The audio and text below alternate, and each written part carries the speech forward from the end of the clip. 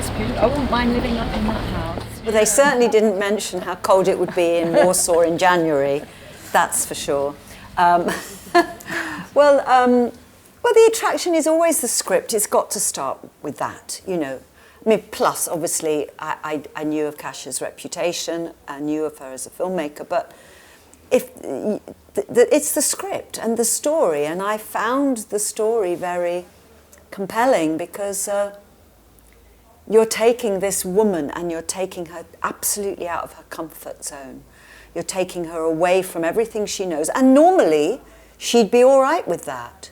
You know, she's strong, she's clear, she's certain of herself.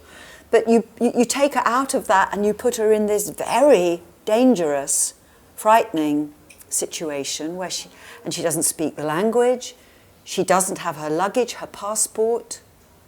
It's very, very frightening, and she feels that it's not her battle. Why should she be here having to fight this? Nothing to do with her. Which is interesting. You know, we have a saying in England, not in my backyard. So she thinks it's not in my backyard, I just want to get out of this. But because she can't get out, she's forced to engage with the situation and witnesses some horrific events.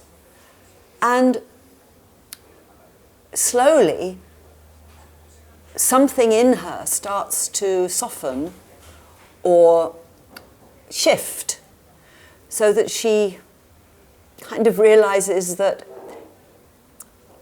it may not be her country, but it is her backyard still. It's all our backyards.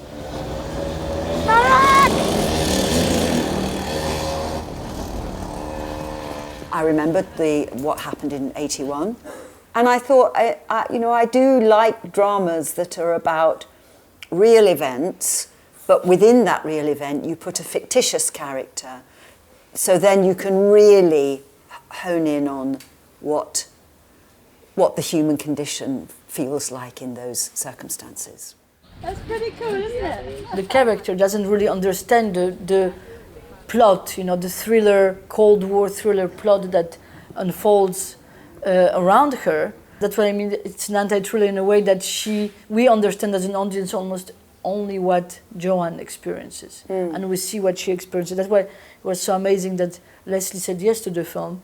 It's because, you know, she carries the film. It's her carrying the film, and her subjective experience is what we experience as an audience. And this was very important to me, to not show the broad picture of what's happening, but to really have this visceral, very subjective, emotional experience of this one person being thrown into this situation, you know, without somebody like Lesley, it would be very hard to do, you know. But we were lucky enough; we could just put the camera on her face and it would be fine. What was the area called where we filmed all those blocks? Oh, the Żerardów. It's like outside of Warsaw. Outside of Warsaw, yeah. We went there to film, and it was these apartments that were built after the war. They were built in the time, I think. Yeah. It was like Yeah, and they were very bleak. It was very, and there was a rusty old children's playground.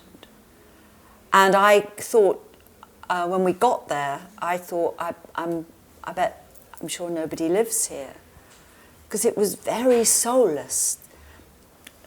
It's like there were no trees, there was no green, and these buildings were just grey.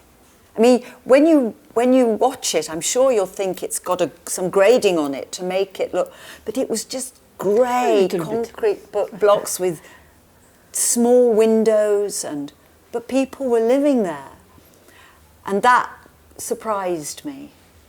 And I met some of the people who lived there. I mean, I couldn't speak that, but they were very warm, and the cold. You know, you were saying that in '81 it was a very bad year for snow, apparently.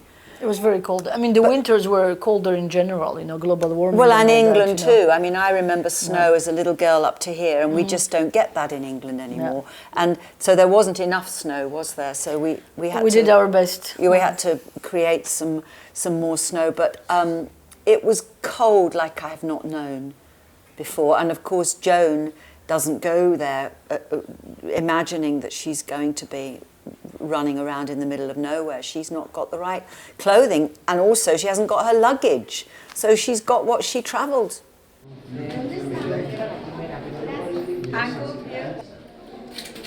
The hat was great, but I was very grateful for that hat.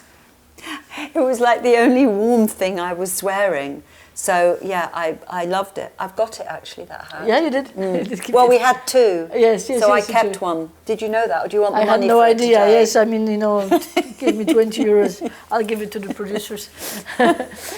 No, but I mean, this is what the story is also. That she has this instinct. She buys this hat at the airport, like a bit of a fluke, which maybe ends up saving her life in a way. So, so it's the instinct of the character. Yeah. The survival instinct that she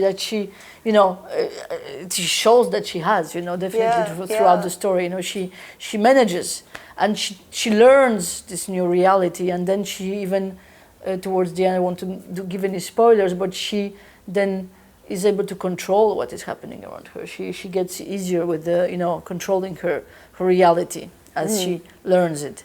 So she shows amazing skills, and I think her skills as a psychiatrist and, like understanding the behavioral things, that happen around her helps a lot. But I also wanted the journey to be kind of like a journey into a schizophrenic mind, So she wakes up in the beginning of the film, and then she wakes up again, and is that it was all like a dream, or like a journey into a mind that she's trying to exactly understand the rules of. So it has this kind of, metaphor.